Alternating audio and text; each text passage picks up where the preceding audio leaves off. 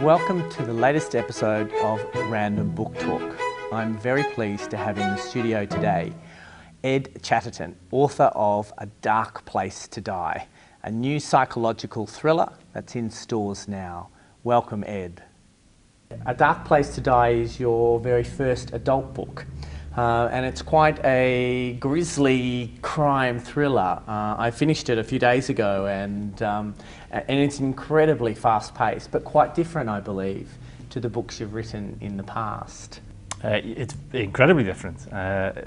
In fact, one of the reasons we use Ed Chatterton and not Martin Chatterton, which is my normal writing name, is because I've spent 20 years writing children's books, mainly for upper primary and some young adult fiction. And some of them have been loosely crime-based, but nothing as out there as this one is.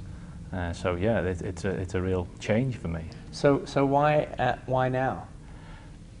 The book had been about 10 years in gestation. I'm a massive crime fan, a crime fiction reader, and I have been all my life. All my early writing heroes were crime writers, you know, Agatha Christie and Conan Doyle and these kind of writers. I read them as a child, and I've written children's books with those writers in mind, or either as parodies or as kind of loose interpretations. But all my children's writing is comic.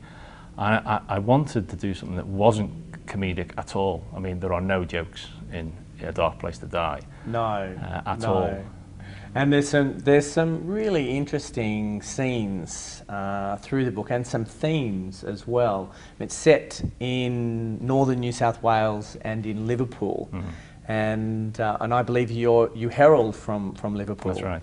So you have a very good knowledge of the place. And then there is a sort of a strong theme of art all through the book, which is interesting because there's some really grisly moments, sort of hard-boiled crime moments, and then there are these sort of introduction of art.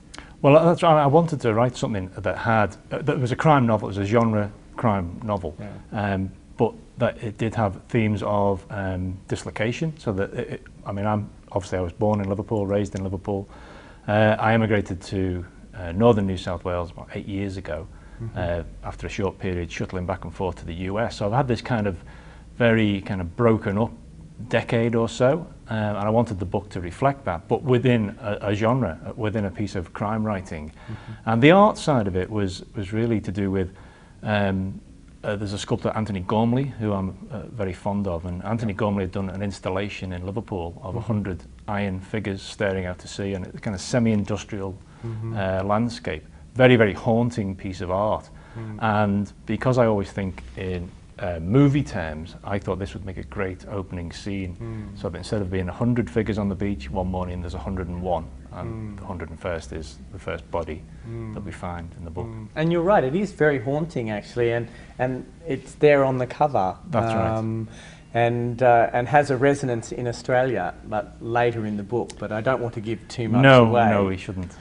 So on the cover, I mean, it's described as a pulsating thriller set in the iron heart of a cold English winter and the searing white heat of an Australian wilderness. How would you describe A Dark Place to Die? Well, I think that's a pretty good description. I wouldn't go as hyperbolic as that, perhaps. But no, it's essentially, I wanted to write about my hometown, and I wanted to write about the characters in that hometown. I mean, Liverpool is a very hard, very urban landscape, and I go back on a regular basis. I was there a few weeks ago. And each time I go back, I'm reminded of the stories, and reminded of the characters in that story, but equally, you know, part of my life's been in Australia, and there are characters that I've used, friends, and certainly the names of the characters I've sprinkled freely around the book are people I know. Really? Yeah. One of the main character in the book is an ex-detective, Mino Koopman, and he travels from Australia back to Liverpool, and to investigate the murder of his son, his estranged son. Is there a little bit of you in Koopman? I think only in the sense that I think all writers draw on some things, but I couldn't claim to be. Koopman's more to do with when I was growing up, there were friends and relatives who were in the police force, for example, And they always carried themselves in a certain way and spoke in a certain way. So I used that more than any kind of autobiographical details. So it was more based on people that I knew. And I gave him a kind of Dutch heritage. You know, he was English born, but he's got Dutch parents. Because I didn't want it to be a book about Liverpool in the sense of a kind of local book. I wanted to show that that city is a very cosmopolitan, and it's a very varied city, in the same way that, you know, the setting in Australia is also, you know, cosmopolitan. It's got lots of second or third generation Greeks and Italians and Croats and people, and these are all people I know and you know, socialise with. Although I hasten to add, none of them are gangsters. Right. Yeah, and then there are quite a few gangsters. There's quite a few in this book. In here, and some actually meet a pretty nasty end. But you get a sense of the level of organised crime. Particularly, this is focusing on the drug trade, and a group of individuals who want to change the status quo, as it were, and things start unravelling. Do you have much knowledge of the organised crime? No, it is the short answer. But having said that, I mean, on a recent trip back to Liverpool, I did, you know, find out that people I knew were in trouble with the law, or saying other people who were working in the police force were involved in cases that were, you know, not entirely dissimilar to this. But when I wanted to write about the drug trade, not because of an overweening interest in organised crime. It was more. It sounds slightly pretentious, but it's Shakespearean. I wanted to write. I'd written 3 children's books with Shakespeare as a background, and I wanted to do a Shakespearean theme, which was essentially what happens is that someone tries to overthrow the king. That's essentially what happens in the book, with disastrous consequences. And the plot is really centred on that, which is a huge drug deal, and somebody in Australia decides they are going to step forward and become the king, and they do that, and everything unfolds from that point on. So it's actually Shakespeare which is the genesis of it. How interesting. And I can definitely see that in the story. There's some really nail-biting moments when you ratchet up the tension, particularly when Koopman comes back to Australia. And they're very thrilling sort of set pieces almost.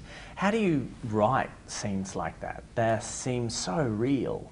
Well, my overwhelming ambition from a teenager is to be in the movies. I used to make movies as a teenager, and I've written stuff. I've storyboarded. I've directed, you know, some TV commercials and things like that. And I always think in film terms. So I set out with this book of thinking of the plot in film terms, and I didn't storyboard it, but it wasn't far off that process, which is imagining scenes I wanted, and the key moments that I wanted in the book, and then I would work backwards from that. I would imagine a scene, I would think of a scene, think how it would work as a movie, and then write towards that. Well, I think you've done an incredible job. There's some very cinematic moments in the book. I also really appreciated not only the art references, but there are a lot of Beatles references in the book as well. So the novel kind of works on many levels. Yes, it's a novel about organised crime, but there are some other really interesting Well, I'd definitely like to think it worked on a number of levels. I think that all my favourite writers, people like Elmore Leonard and George Pelecanos, in the crime genre, their books aren't simply crime books. They're much richer than that. And I'm not for a minute saying I'm at that level, but that's the level I'm aiming for. That's where the book transcends the genre. Other people can judge whether it's doing that or not, but it's not a book about drugs. It's a book about the characters behind the drugs or behind the murders, or because the other thing that strikes me is when I'm around people in that world is that they're real people first, and this other role is attributed to them. They seldom see themselves as, you know, villains. Well, some of these guys, they're married, they have very normal lives, children.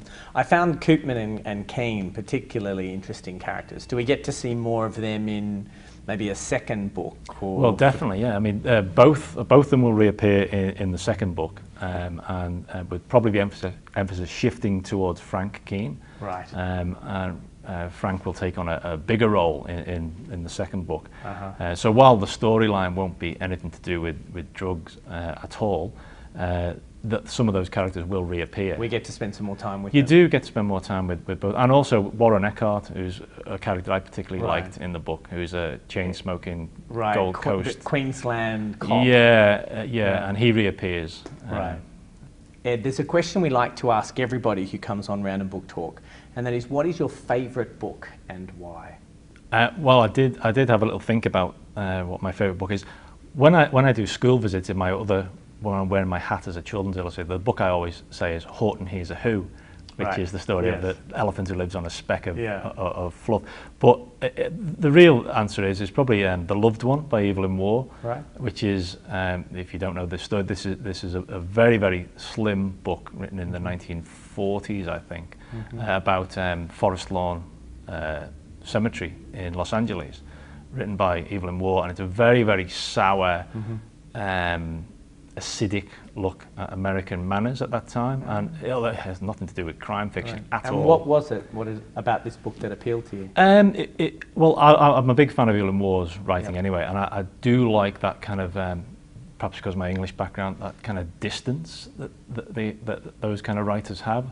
They're very unemotional, and there's something about that which I think helps with crime writing as well. Is that he's a dispassionate observer and very, very funny. And a lot of my influences, as well as crime, are comedy writers. And I don't think there's any better than Evelyn Waugh. Well, what a fantastic recommendation.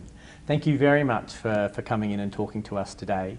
Now, if you would like to learn more about Ed Chatterton's thrilling crime thriller, A Dark Place to Die, head to our website at www.randomhouse.com.au, where you can download a sample chapter, learn more about Ed, and while you're there, register for our e-newsletter to learn more about the books coming out in the weeks and months ahead. Thanks very much.